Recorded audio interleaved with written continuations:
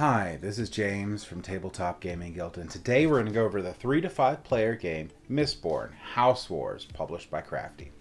So, the game takes about 60 to 90 minutes. Let's go ahead down to the table. I'm going to give you a general overview of how the game plays, and then we'll come back and I'll give you my final thoughts.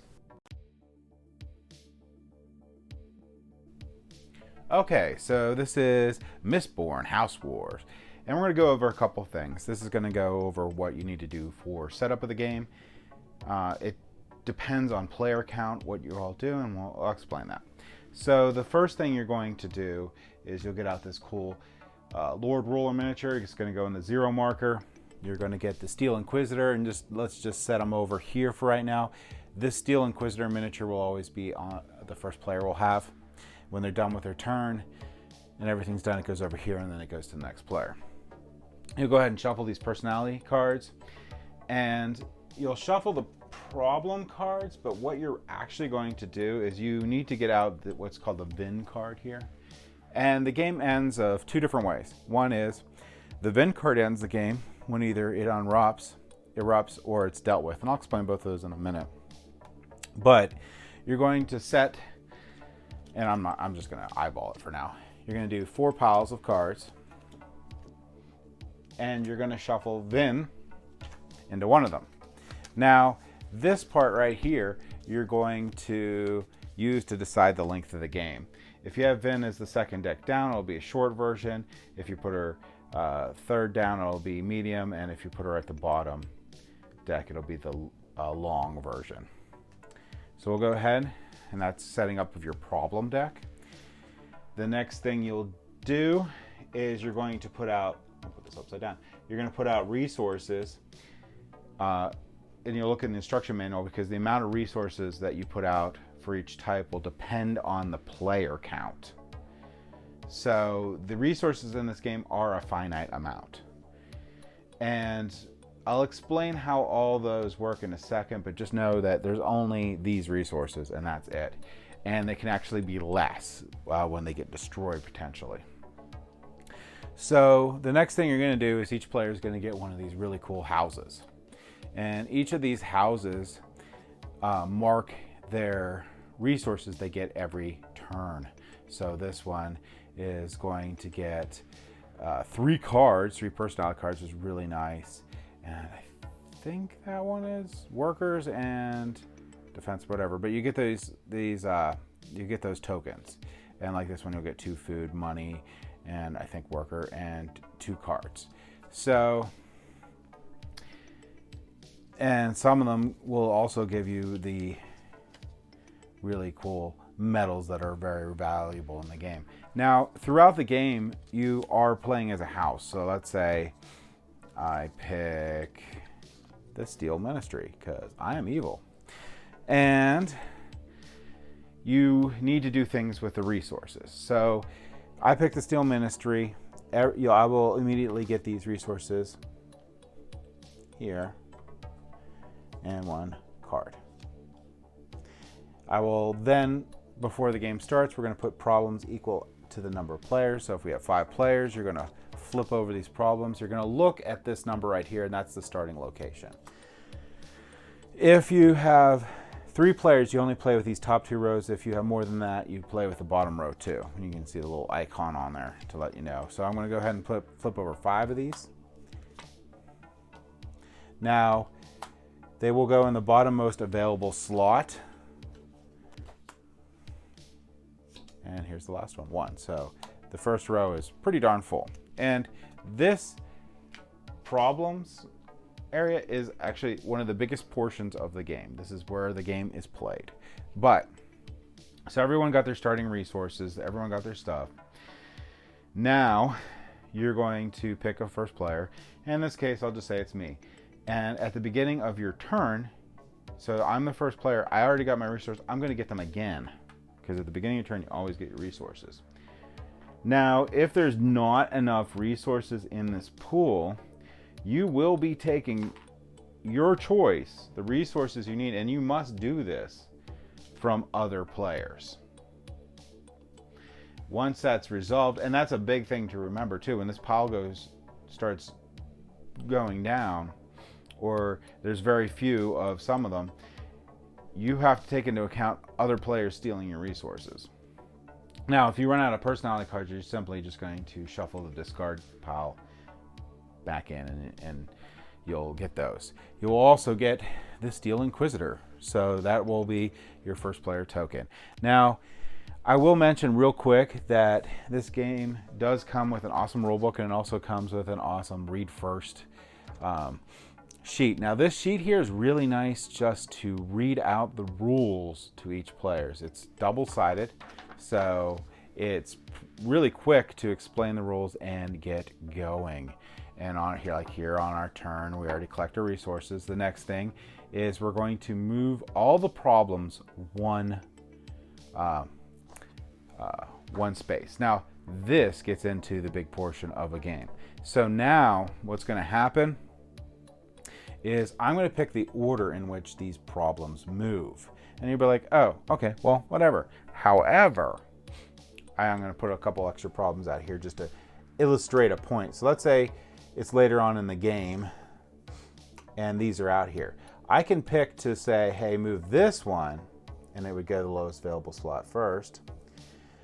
Or I can pick to move, hey, this one, and then this one would actually not move here, but it would skip and move here. Now, this is true for either way that you do it. So if some cases, like some personality cards will allow you to move the card back, some will allow you to move them forward, and in either case, if you can't move them to the column you're trying to move, they skip it. If you're moving cards back and they end up to go off the board this way, they just get put on top of the problem deck. If they go past this 4 spot, they erupt. And this can happen on your turn at this point if you push them over the edge. So let's say, just for example's sake, this sum got all the way over and it erupted. You're going to take a look at this card, and you see where it has a little picture of a volcano here. This is what's going to happen when it erupts. And this one here, you're going to add to unrest. So the other way the game can end is either Vin gets flipped, or Lord Ruler gets all the way to 8 for unrest, and then the game immediately ends. Now that is super important because that actually gets into how to win the game. So just real quick, the ways that the game can end are going to be here where the Lord Ruler gets to 8, or the Vin card gets erupted or solved. Now that will actually determine on how the end score is done. So if a unrest gets to 8, the lowest score, the person with the lowest score wins. If the Vin problem is erupts or is solved, doesn't actually matter that much, well, other than what she does. If the unrest is 7 or less, the Empire wins. The highest person with the highest amount of points wins. If unrest gets to 8 when the Vin problem is either solved or erupts, then the person with the lowest score will win. So that is something that you have to actually pay attention to a lot.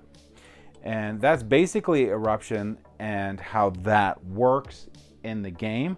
The next thing you're going to do after you move all the problems, and actually when you move all the problems, you can use these. I use these ruin tokens just to pay attention to what I move. You just put them on top, and it does help out a lot. These ruin tokens are in the game. You can have different personalities or different eruptions or different things that can actually ruin resources on your card, and then this gets placed over top of it, and those are no longer available. Now, I also will mention real quick that the game comes with advanced personality cards. I don't suggest actually putting those in, but they're really cool because they're actually named or different characters in the book series. So these are really cool. So that is the next thing you're going to do on your turn. You're going to add a new problem. And when you add a new problem, same thing as moving them. So I look at this number here, and it would go into the second column. It's full, so it has to go to the third column. If that column was full, it would go move to the next. And it can a problem can erupt in this instant too. The last thing you can do is you have this really cool Steel Inquisitor. You can decide to either pass, I don't want to do anything, and just put it here and the next player goes. Or you can try to solve one of these problems. So you'll put your Steel Inquisitor on there. And this is where a big portion of the game comes, because now you have to actually negotiate with the other players. You can solve it yourself, but that's a lot of resources. And when you're doing resources, you can take any two resources. So I could take these two resources here and make it any one resource. They don't have to be identical. I could trade those in. Now, the metal here is the most valuable, so I can actually use this resource to trade in for any other resource. So it's sort of like a wild resource, which is really, really nice. Now, you will probably want to create some house rules at this time to determine what you want to do for like length of negotiation and such. But the active player basically is going to be doing the negotiation. So deals you can make are going to be like what resources you're going to put in. And a lot of times what you're going to do is you're going to trade away these victory points. So let's say another house and say, hey, if you give me 2 atium, I don't actually need that in here, but if you give me 2 workers and 2 money, I'll give you 5 victory points. And they can go back and forth. And ultimately, whoever the active player is going to be the one that decides whether it ends or not. If it's successful and you actually pay all these resources and everything happens, then you'll get the benefit on the top here for solving that problem, and this guy will go into the problem discard pile. All those resources spent will go back into the resource pool. Like I said, the only time any destroyed resources go in here is if the game tells you to destroy the resources. You can do multiple different things. You have these personality cards that do different things. Some things you have to keep in mind too. You can make promises and stuff when you're negotiating. The only binding ones are the ones that happen on that player's turn. You can also, if you're doing a future one where you say, hey, I have a lurcher and I won't play it on you if you contribute 2 resources, and you're allowed to do that. However, since it's a future thing, it's not really binding. You can ask a player to show you the card. Like, I could be lying, I don't really have a lurcher. And if you do and they agree, when they show the card, they have to show it to everyone else. And there's a couple cards that occur, like Sly, after the negotiation is done, so you have to be aware of those, where they can do some tricky stuff at the end. So, and some things will make problems worse or better. I don't think there's anything where you should allow any player to play those cards after everyone's agreed to commit the resources. Those need to be played during it, so that everyone knows that it's going to either they can actually add extra resources to make it pass, or it's going to fail. After that, it's either successfully solved or not. The Steel Inquisitor goes over here, and it's the next player's turn. And that is going to continue on until the Vin problem is solved or erupted, or Lord Ruler makes all the way the end to 8 and the game ends. So that is the general overview. There's not a whole lot more rules to the game. There's there's checking out and knowing what these cards are is a big portion of the game. So you may want to take a second when you're teaching the rules to go over some of the more poignant personality cards, or let them look through it or whatnot, just so they know that you can move problems backwards in here.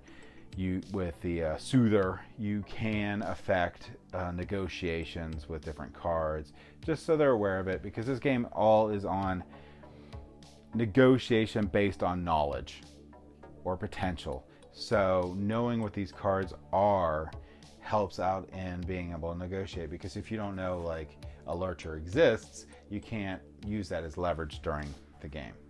So I do suggest having people just briefly look through things, the different cards before they start. There's specific quantities in here too, so it's not like, and it should be known. So this game is, like I said, going to be based mainly about negotiations. So the length of the play is going to really be on how long you allow each other to negotiate.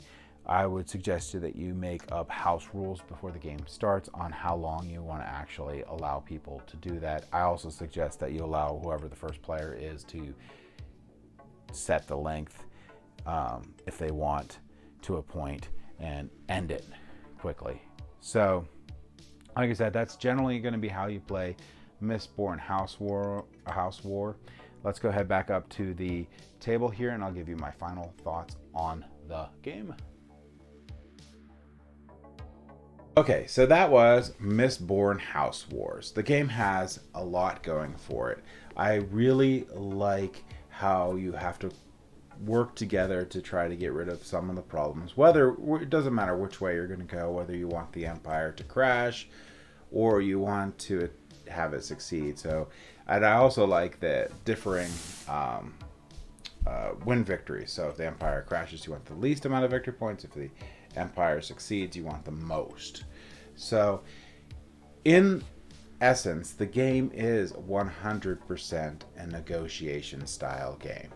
So going into it and knowing that is big for the game, which fits the book series really well by Brandon Sanderson. So the whole push and pull between the houses in the book series is definitely felt when you're playing the game.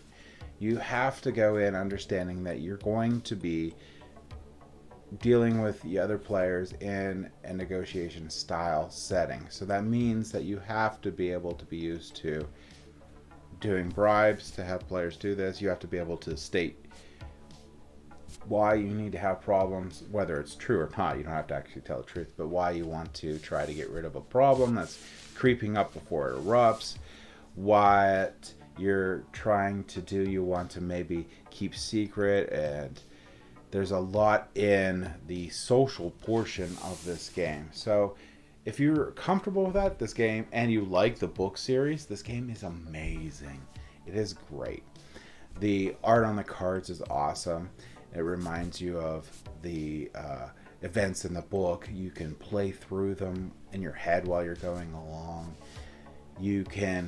Other awesome thing is being able to set the length of the game based on the deck placement. Like if you want a shorter game, you could put the deck with Vin in it closer up. If you want the longest game, you're going to put it on the bottom. I really like that. Games length is just completely subjective. This actually depends on your group more than anything else and how much time you want to allow to negotiation and table talk. So for my recommendations of this game, if this is something you like, you'll actually probably want to develop like house rules on negotiations and stuff before you start the game, which it does mention in the rule book, which is really well laid out in this game. Overall production, awesome. Card quality, great. Love the two little miniatures that come in the game. Everything is really well designed. So that part's great. And like I said, I have really no negatives about the game, except for I just want to have it understood of like who this game may be for.